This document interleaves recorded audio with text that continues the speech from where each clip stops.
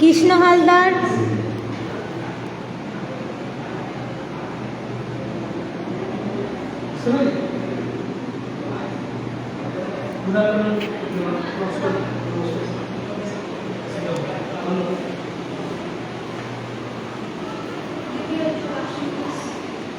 ধন্যবাদ যে আপনারা আমার সম্পর্কে জানতে চাইছেন। আমি কৃষ্ণ হালদার, আমার পিতা মাননীয় শ্রীরাম, আমি দক্ষিণ দিনাজপুর জেলার আত্রাই বীরভূম শহর মালদা থেকে এসেছি। আমার জন্ম এবং বেড়ে ওঠা শান্তির এবং নাটকের শহর মালদা। আমি 2006 সালের মাধ্যমিক 2008 সালের মাধ্যমিক 2021 শিক্ষাবর্ষে ট্রেনে কমপ্লিট করেছি। আমার অবসর সময়ে ফুটবল ম্যাচ, ক্রিকেট ম্যাচ খেলতে এবং দেখতে ভালো লাগে। আমার বাড়িতে একটি কিচেন গার্ডেন আছে, সেখানে বিভিন্ন শাকসবজি চাষ করি আমি। এবং অবসর সময় আরেকটু আমার ছোটো একটা বাচ্চা আছে, তাকে পড়াবে এবং তার জন্য বিভিন্ন টেলার তৈরি করতাম।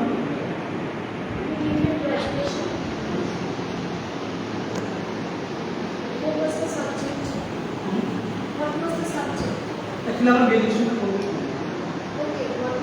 আচ্ছা, আমার শাস্ত্র যদি বলতে ভালো লাগে, বাংলা এবং ইংলিশ এবং একটা কথা।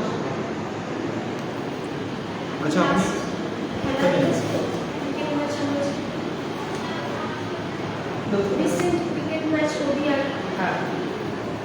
হ্যাঁ দেখছি। রোহিত শর্মার ব্যাটিং এবং বিরাট কোহলির ব্যাটিং এবং হর্ষিত রানার বলিংটা খুব ভালো লেগেছে।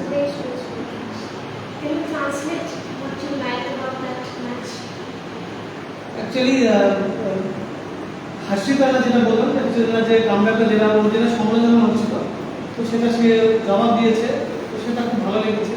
এবং রোহিত শর্মার বিরাট কোহলি যেটা কামব্যাক হয়েছে ওদের ওদের ব্যাটিং স্টাইলটা খুব ভালো লেগেছে।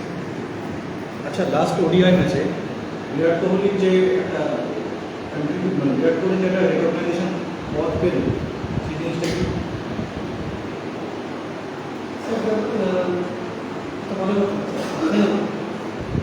আপনার মতে এখন বর্তমানে যে পাস ফেল প্রথাটা আছে, এটা কি থাকা বাধ্যতামূলক? আপনার কি মত এটা? স্যার দেখুন, বর্তমানে তো মানে পাস ফেল তো সব ক্লাসে তো নেই। যেমন সে নতুন মানে 6 থেকে 14 যেটা আমাদের পার্টি এখন যেটা আছে, সেখানে তো পাস ফেল কথা নেই। না, এই পাস ফেল প্রথাটা চোর আছে, এটা কি মানে থাকাটা উচিত কি উচিত নয়? স্যার পাস ফেল কথাকে আমি বলবো যে অবশ্যই থাকলে সেটা ভালো হয়। তাহলে তাদের মানে বাচ্চাদের আর কি অনেক বেশি করে আর কি তাদেরকে যেটাকে বলে সমীক্ষা, আর কি সমীক্ষা বলে না, মানে তাদের অনেক পর্যালোচনা করা যেতে পারে, তো থাকলে ভালো হয়। সর্বশেষ সেন্সাস জনগণনা হবে না, সর্বশেষ সেন্সাস 2011 সালে হয়েছে। আবার হয়নি। বর্তমানে ভারতে জনগণের সংখ্যা কত? তো এটা এক্স্যাক্টলি সংখ্যা তো বলা যাবে না, তবে এটা প্রায় হ্যাঁ এটা প্রায় 150 কোটির উপরে আছে। 150 কোটি লোক। হ্যাঁ, আমরা চীনকে ছাপিয়ে গেছি, আমরা এখন বসেছি। 150 কোটিতে আমরা আছি এখন, তাই তো? আপনি পেপার পত্রিকা পড়েন?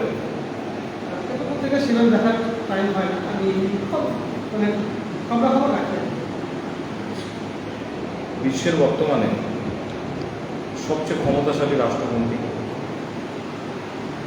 বর্তমানে ক্ষমতাশালী রাষ্ট্র দিক থেকে আমরা আমেরিকাকে ধরতে পারি। আমেরিকার বর্তমানে ভাইস প্রেসিডেন্ট কে আছে? নামটি মনে করতে পারছি না, মনে এমন তো মনে করতে পারছি। কোন বিষয়ে ভালো লাগে আপনার? ম্যাথ এবং ইংলিশ ভালো লাগে। ইংলিশ ভালো লাগে। আপনি ইংরেজি পঞ্চম শ্রেণী, আপনি অ্যাডভার্বের ধারণা দিতে পারেন।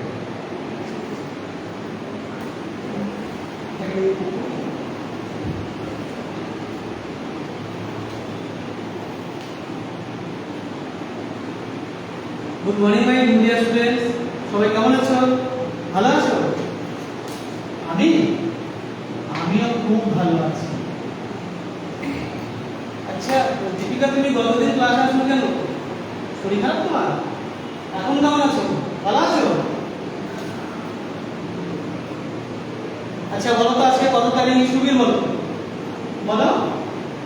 আজকে 27 তারিখ। আচ্ছা রমেন, তুমি বলো যে গতদিন আমরা কি করেছিলাম মনে আছে তোমাদের?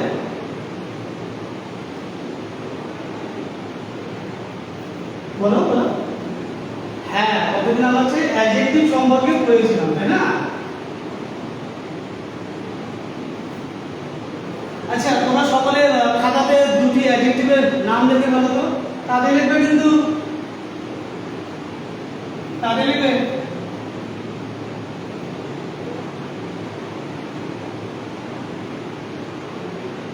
বিনয় বলো, কি লিখেছো? কাম। আচ্ছা, CALM। আচ্ছা, আর কি লিখেছো? গুড লিখেছো, ভেরি গুড। আচ্ছা, ঠিক আছে। দেখো, আজকে আমরা যে বিষয়টি বলবো সেটা হচ্ছে অ্যাডভার্ব সম্পর্কে আমরা আজকে পড়ব, ঠিক আছে? আজকে আমরা কি বলবো? আজকে আমরা হচ্ছে অ্যাডভার্ব সম্পর্কে পড়ব। দেখো, অ্যাডভার্ব মানে হচ্ছে, আমি দুটো কয়েকটি সেন্টেন্স দিচ্ছি, তোমার সকলে খাতা বের করবে, একটু লেখো।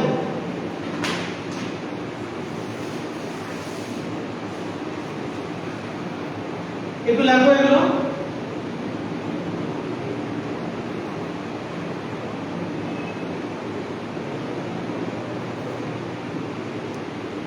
দেখো, আমি কিছু সেন্টেন্স লিখলাম, সবাই দেখো। I came late, I goes quickly.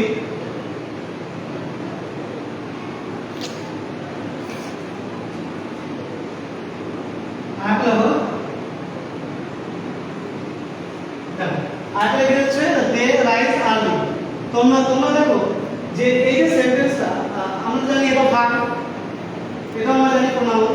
তাহলে এটা কি, এটা কি, আর এটা কি, আর এটা কি? এটা তো ভার্ব আমরা জানি, এটা তো প্রোনাউন, এটা প্রোনাউন লিখেছি। তো এইটা কি? এটাকে বলা হচ্ছে অ্যাডভার্ব। কি বলা হয়? অ্যাডভার্ব। তাহলে অ্যাডভার্বটা কি? অ্যাডভার্বটা হচ্ছে যে এটা হচ্ছে কখনো অ্যাডজেক্টিভ এবং কখনো নাউনের, মানে ওদের সম্বন্ধে আরো কিছু বোঝাতে ব্যবহার করা হয়।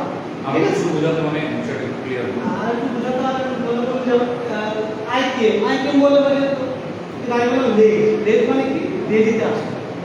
এটা আরো কিছু বোঝাতে জন্য এটা লেট হবে। যেমন হচ্ছে হি গোস কুইকলি। তো হি গোস লিখেছে হি গোস কুইকলি। অ্যাডভার্ব কাকে মডিফাই করে? অ্যাডভার্ব অ্যাডজেক্টিভটা করতে পারে এবং নাউনটাও করতে পারে। অ্যাডভার্ব নাম কেন হবে?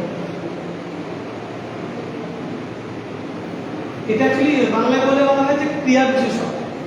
বাংলায় বলবেন অ্যাডভার্ব কেন হবে?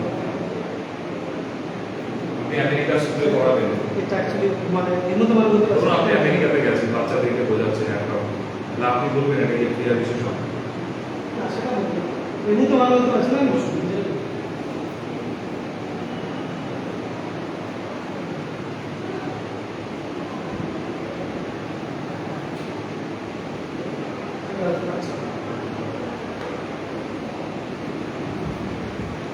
What is the basic difference between this and that?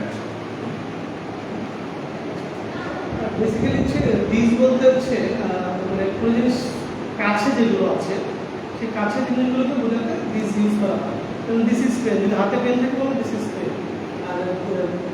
আর যেটা দূরের জিনিস যেগুলো আছে সেগুলোকে বোঝাতে দ্যাট ইউজ করা হয়। আর দোষ কখন ব্যবহার করা হয়?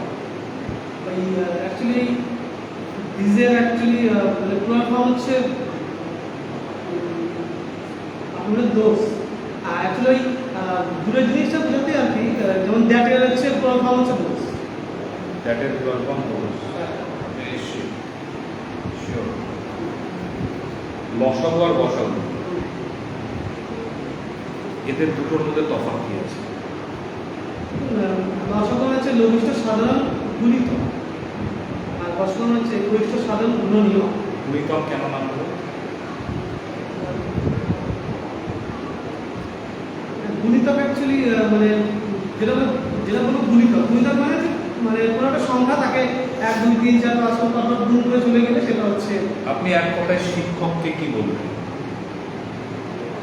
মানে এক কথায় বলবো শিক্ষক সমাজ দ্বারা থাকে। আর কিছু বলতে হবে?